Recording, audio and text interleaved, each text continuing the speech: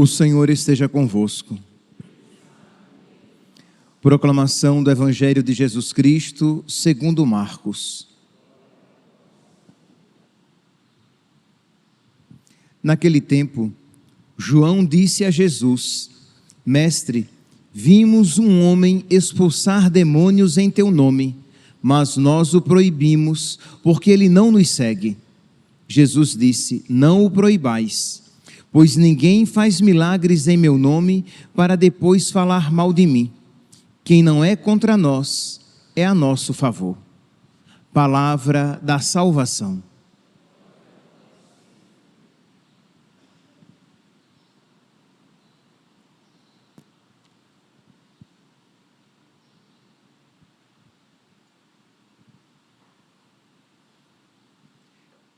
Caríssimos irmãos e irmãs, temos a alegria de hoje celebrar a memória de Santa Rita de Cássia. E a primeira leitura de hoje nos dá a ocasião de fazer um preâmbulo, uma introdução. São Tiago, ele faz uma crítica, ele condena aquela atitude de quem vive a sua vida simplesmente a partir da sua cabeça, de quem tem uma postura de uma total e completa independência de Deus.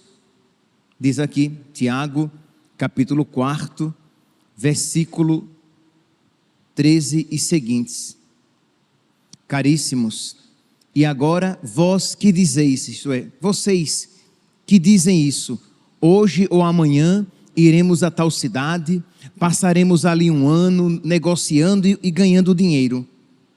Isto é, alguém que faz os seus planos, repito, independentemente de Deus.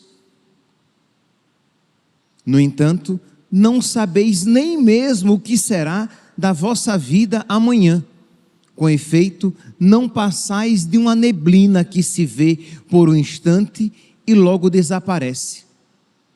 Nós ontem vimos, Cuiabá e Várzea Grande tomadas de neblina, mas uma realidade tão passageira. Uma hora depois, foi embora.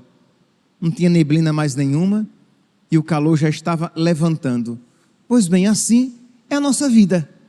Isto é, nós não temos domínio sobre nada, tudo é passageiro e nós precisamos fazer os nossos planos a partir de Deus, tomar as nossas decisões a partir de Deus, perguntar, questionar Deus: Senhor, qual é a tua vontade para a minha vida? E não simplesmente tomar as nossas decisões. Então, São Tiago continua: em vez de dizer, isto é, como é que devemos fazer, no lugar de tomar as próprias decisões, seguindo as próprias vontades, seguindo a própria luz, nós deveríamos perguntar: se o Senhor quiser, nós deveríamos dizer: se o Senhor quiser, estaremos vivos e faremos isto ou aquilo.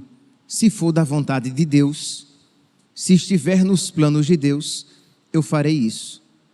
Meus irmãos, precisamos ter essa docilidade que a nossa amizade com Deus concede, que a nossa vida de oração, ela nos proporciona, isto é, descobrir a vontade de Deus para abraçá-la e vivê-la.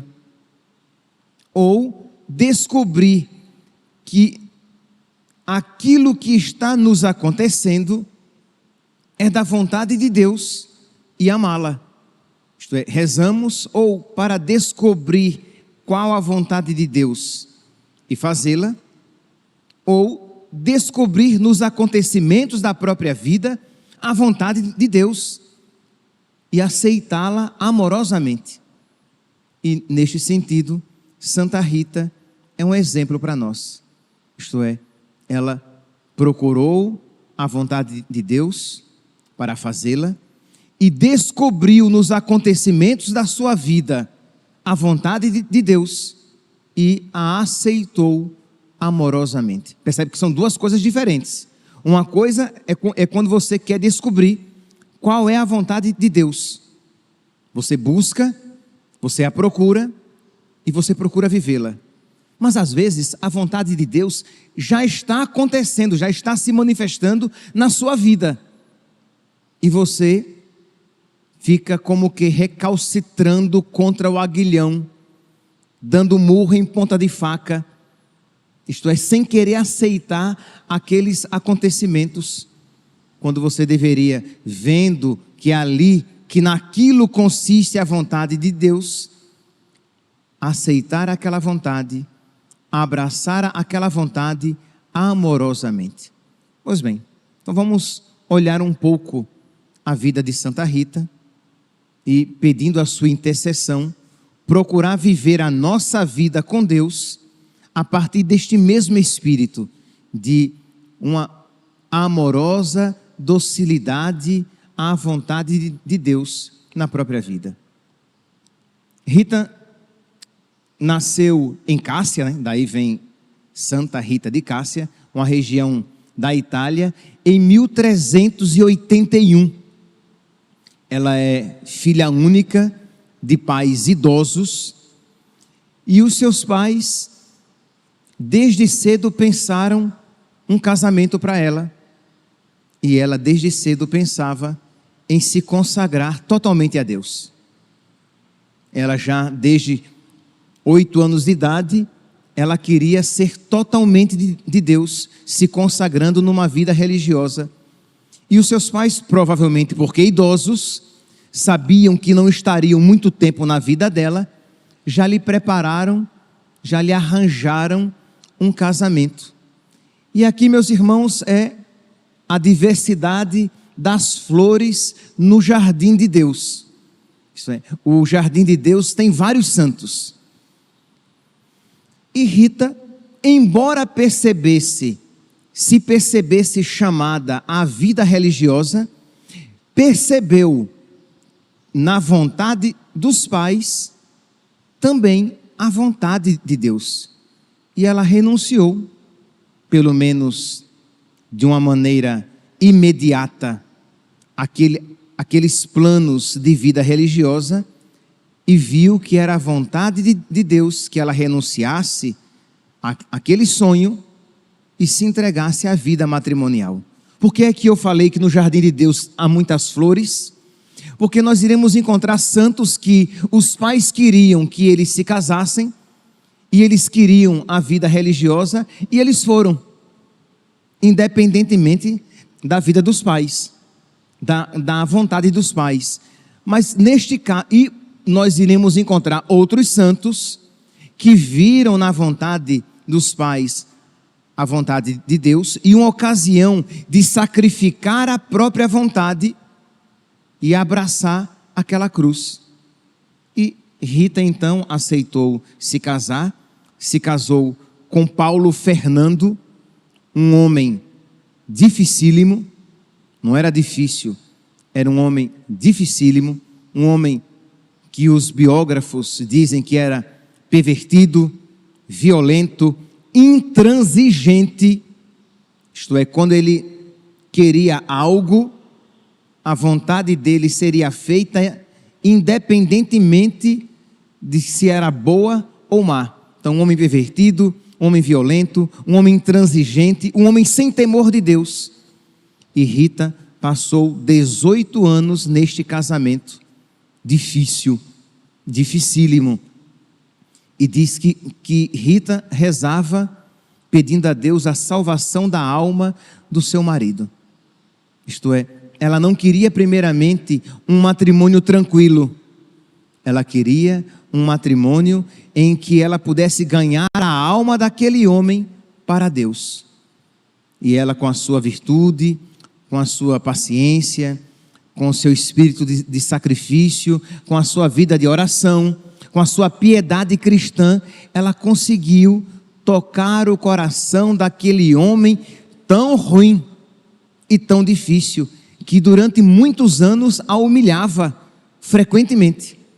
Mas ela conseguiu dobrar a maldade, transformar aquela maldade em bondade.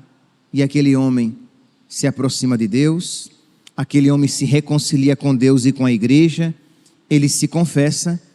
Só que, como ele teve muitos anos de vida má, de vida de pecado, ele angariou para si, atraiu para si muitas inimizades, e ele foi assassinado. Uma vez assassinado, ela, Rita, que tinha tido 2 filhos, os filhos queriam vingar a morte do pai. Lembremos, o pai morreu reconciliado com Deus. Rita foi vitoriosa. Ela conseguiu levar o seu marido para Deus. Deus lhe confiou aquele homem. Deus fez aquele homem com ela uma só carne, e ela conseguiu ganhá-lo para Deus. Seria maravilhoso, né, meus santos, que os casais tivessem essa mentalidade, isto é, o marido que sabe que tem a primeira missão é de levar a sua esposa para Deus, a esposa que sabe que tem a missão de levar o seu marido para Deus. Não se pode casar com uma finalidade imanente simplesmente. Imagine 2 jovens que se casam, e qual é a finalidade deles? A finalidade deles é serem felizes aqui neste mundo. Não pode ser essa finalidade. Eu não estou dizendo que você não possa querer ser feliz neste mundo, mas esta não pode ser a finalidade primeira, nem de um casal, nem de um rapaz que é ordenado padre, nem de uma jovem que entra para a vida religiosa. Não pode ser uma finalidade imanente, intramundana, mesmo que boa, mas mundana, terrestre, natural. Eu quero ser feliz, eu quero constituir uma família bonita. Ora, se por feliz e família bonita você compreende uma família que busca a felicidade eterna, uma família que vive na graça, ok. Mas não poucas vezes, feliz e família bonita se compreende uma família que vive tranquilamente os laços familiares. Então Rita queria ganhar o seu marido para Deus e foi vitoriosa e feliz, porque mesmo no final da sua vida, da vida do seu esposo, ele se converte e morre na amizade com Deus. Os seus filhos querem vingar a morte do pai, e ela, esta mulher que tinha uma finalidade espiritual. Vamos lá, meus santos, vamos pedir a Deus, e cada um no seu estado de vida, vamos pedir a Deus que nos conceda, por intercessão de Santa Rita, este impossível. Ela não é a Santa Rita dos impossíveis. Pois bem, pedir a Deus isso impossível a nós, por causa da nossa maldade, dos nossos apegos, que nós tenhamos primeiramente, principalmente, uma finalidade espiritual, sobrenatural. Isto é, a nossa finalidade primeira é a glória de Deus. A nossa finalidade primeira é, para a glória de Deus, a nossa salvação e a salvação dos nossos. A nossa finalidade primeira é buscar as coisas do alto. E repito, isto não é natural. Se nós não rezarmos, se nós não pedirmos a Deus esta graça, nós começaremos por buscar as coisas boas aqui na terra. Depois nós passaremos a buscar as coisas boas que se apresentam como boas a nós, e aí só vai requerer um pequeno passo para que aquilo que se nos apresenta como bom seja até pecado, mas desejável, porque é bom para mim. Então pedir a Deus a graça de buscar as coisas sobrenaturais, pedir a Deus a graça de buscar as coisas do alto, pedir a Deus a graça de termos como finalidade a glória de Deus. E isto é algo que o Espírito Santo, somente o Espírito Santo, nos concede. Nós, por nós mesmos, nós não conseguimos desejar primeiramente as coisas do alto, as coisas do céu, as coisas de Deus. Então precisamos nos colocar no nosso lugar, vermos que nós não somos capazes disso, para que supliquemos, para que rezemos com toda piedade, mas com toda confiança e com perseverança. A nossa mente iluminai, para que eu veja, Senhor, o que é bom, para que eu veja, Senhor, o que é desejável, para que eu veja, Senhor, que buscar a Tua glória é a felicidade verdadeira. A nossa mente iluminai, os corações enchei de amor. Nossa fraqueza encorajai, Senhor. Eu tenho medo da cruz. Eu vou, Senhor, fraquejar diante da cruz, mas eu tudo posso em Ti, que me fortalece. Então, Tu me fortaleces. Então, a nossa mente iluminai, os corações enchei de amor, nossa fraqueza encorajai, qual força eterna e protetor. Pedir o Espírito Santo. Pois bem, então Santa Rita, ela vendo que os seus filhos queriam vingar a morte do pai, ela que queria primeiramente as coisas do alto, que queria primeiramente os seus filhos para Deus, não perdê-los para Deus, não perdê-los para si. Ela pede a Deus que leve seus filhos, mas que ela não os perca para a vida eterna. Seus filhos adoecem, no período da doença se arrependem do pecado desejado, se reconciliam com Deus e com a igreja e morrem. E ela, meus santos, ela vê naqueles acontecimentos a vontade de Deus. Percebe aqui? Isto é, se você está em comunhão com Deus, se você vive na presença de Deus, você consegue fazer uma leitura espiritual correta. Ela poderia se revoltar com Deus, porque era uma mulher piedosa, seu marido morre e ela fica sem marido, seus filhos morrem e ela fica sem seus filhos, mas ela faz uma leitura espiritual. Deus quer algo diferente para a minha vida, e como o que ela buscava era a glória de Deus, ela aceita que Deus haja na sua vida segundo lhe aprouver. Seja feita, Senhor, a vossa vontade. A minha vida é tua. Tu queres me mandar sofrimentos? Eu aceito os sofrimentos. Tu queres me mandar cruzes?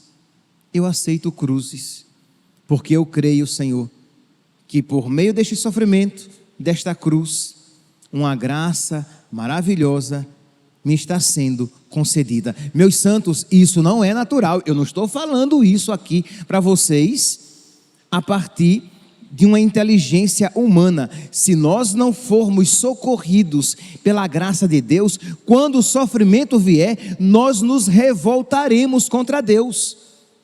Se nós não formos socorridos pela graça de Deus, quando a cruz bater na nossa porta, nós iremos blasfemar o nome de Deus.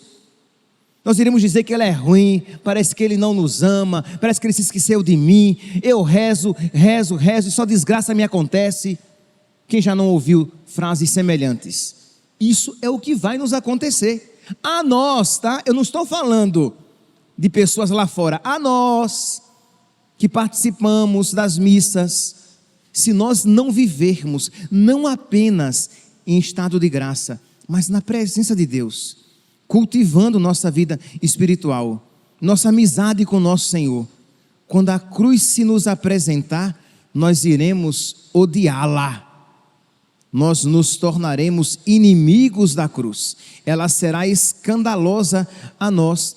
Por quê? Porque nós não iremos querer nos configurar a nosso Senhor e não veremos nada de bom naquela desgraça. Naquela desgraça. Maldita cruz, nós diremos, mesmo que estas palavras não as pronunciemos. Mas a nossa vida, o nosso mau humor, a nossa antipatia, a nossa maledicência, a nossa lamentação cotidiana, isso dirá. A nossa rabugice, tornar-nos-emos rabugentos, chatos, antipáticos, mal-amados, grosseiros, mesmo que nós não digamos que estamos odiando Deus, mas na verdade estaremos odiando Deus e a sua vontade para a nossa vida. Mas não foi o caso de Santa Rita. Ela então vê ali, naqueles acontecimentos, a ocasião de ela dar mais um passo na sua vida. Quem sabe agora eu poderei abraçar aquela vontade de Deus que se manifestara lá atrás, quando eu tinha 8 anos e queria me consagrar totalmente a Ele. E ela procura então a ordem das agostinianas para se tornar religiosa, mas as agostinianas não queriam recebê-la, porque ela não era mais nenhuma mocinha, ela já era uma viúva, não era uma virgem, já de uma idade avançada. Não, aqui você não tem lugar. Até que a superiora viu com bons olhos, mas você não se encaixa em nada com as diretrizes da nossa ordem e eu não posso acolhê-la. E diz que ela tenta por mais 2 vezes e recebe um claro, educado, mas enfático não. Aqui não. Ela então, o que é que ela faz? Ela se revolta contra Deus, porque Deus colocou no coração dela novamente aquela vontade. Não, ela continua vivendo a sua vida de oração, de piedade, de caridade, se dedicando a Deus. E sabendo que se aquela era a vontade de Deus, Deus manifestaria em algum momento. E diz que um dia ela estava em oração e ela escuta alguém chamá-la, Rita, Rita, e ela vê 3 pessoas. Ela vê São João Batista, que assim como ela foi concebido na velhice.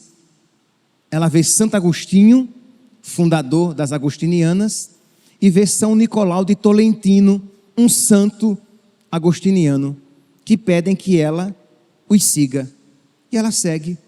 Eles entram no convento este que era uma mini fortaleza, porque existiam muitas invasões na Idade Média.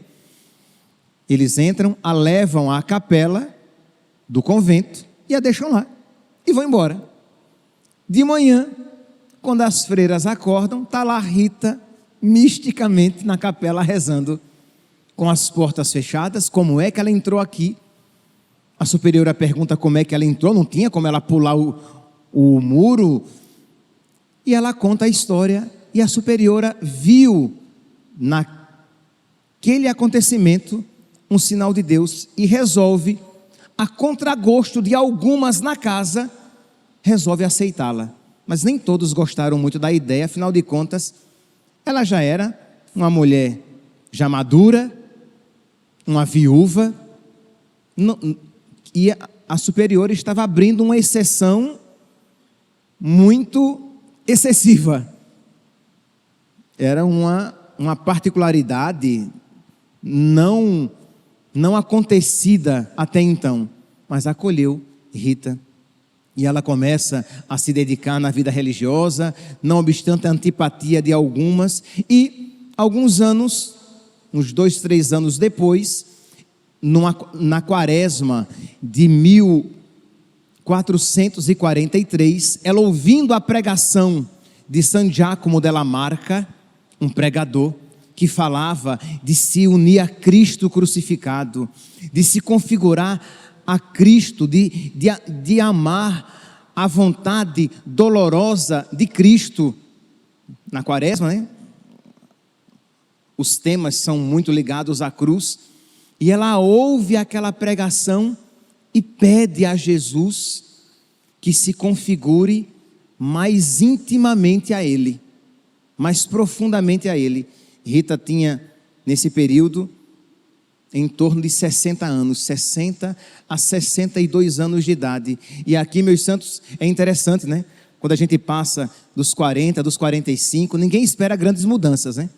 A gente acha que vai ser santo, sei lá, até os 40, 45. Depois a gente só vai fazer manutenção. Rita foi elevada a uma santidade muito maior aqui, a partir dos 60 anos de idade. Então, nunca colocar, meus santos, primeiro, nunca se desesperar da graça de Deus. Então, esperar. Você está com 70 anos e ainda é um velho encarquilhado no pecado, uma velha encarquilhada no mal. Suplique a graça de Deus. Coopere com a graça de Deus, sabendo que Deus pode transformar o seu coração humanamente velho, mas Ele pode lhe dar novamente um coração novo, renovado na graça. Pois bem, com 62 anos de idade, ela é configurada intimamente a Cristo. Ela sente como se um cravo, um espinho da coroa de Cristo, se fosse introduzido na sua testa. Ela sente uma dor imensa, chega mesmo a desmaiar, e ela adquire uma chaga purulenta, isto é, com pus.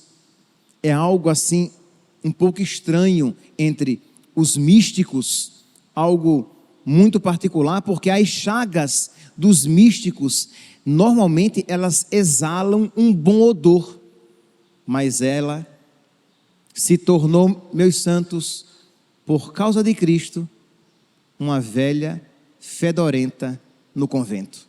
Sim, meus santos, você pode achar a palavra forte, mas era isso, né? Imagine as freiras mais novas, os seus 20, 25 anos, olhavam para aquela mulher sexagenária. Era uma velha podre, que teve que ser colocada no quarto dos fundos do convento, porque ela fedia a carne podre. A irmã, a nossa madre, resolveu colocar essa velha aqui dentro, e agora está aí, doente e podre, porque não é que ninguém viu aquilo como algo místico, tá? Eles viram, os de fora, viram como algo natural. Ela adoeceu, trouxeram uma velha para cá, ela adoeceu, está podre lá. Ninguém aguenta chegar perto dela. Foi isso que viram. Eu sei que a linguagem é forte, que todo mundo fica meio... Mas temos consciência de que era isso o que diziam, né? Está lá, purulenta, carne podre, no final do convento. E dizem que só uma irmã aceitava levar comida para ela, porque a ferida era muito fétida. Era de um odor terrível. E Rita nunca em nenhum momento reclamava de Deus. Nunca em nenhum momento ela se revoltava contra Deus. Aquela pessoa que vinha trazer comida para ela, ela sempre com um sorriso, porque via naquela humilhação uma ocasião de se configurar a Cristo, que era visto como um maldito. As pessoas olhavam para Cristo e diziam o quê? Maldito quem pende, aquele que pende no madeiro. E ela era aquela mulher podre lá no fundo do convento. Isto é, aos olhos humanos, ele era um maldito. Aos olhos humanos, ela era uma velha podre. Mas aos olhos de Deus, ela era agradabilíssima a nosso Senhor, porque oferecia-se a Deus como vítima, como sacrifício. E se tornou, meus santos, esta santa, esta grande santa, que até hoje ganha os nossos corações. Talvez uma das maiores santas, pelo menos na devoção popular, uma das maiores santas da Igreja Católica. Se nós pegarmos mulheres santas na igreja, se nós escolhermos 5 santas, muito provavelmente Santa Rita de Cássia estará entre as 5, porque a piedade popular aprendeu a amar aquela que se uniu tão perfeitamente a nosso Senhor Jesus Cristo e a nosso Senhor Jesus Cristo crucificado. Peçamos, meus santos, peçamos a Deus, por intercessão de Santa Rita, que nós aprendamos também a amar a vontade de Deus.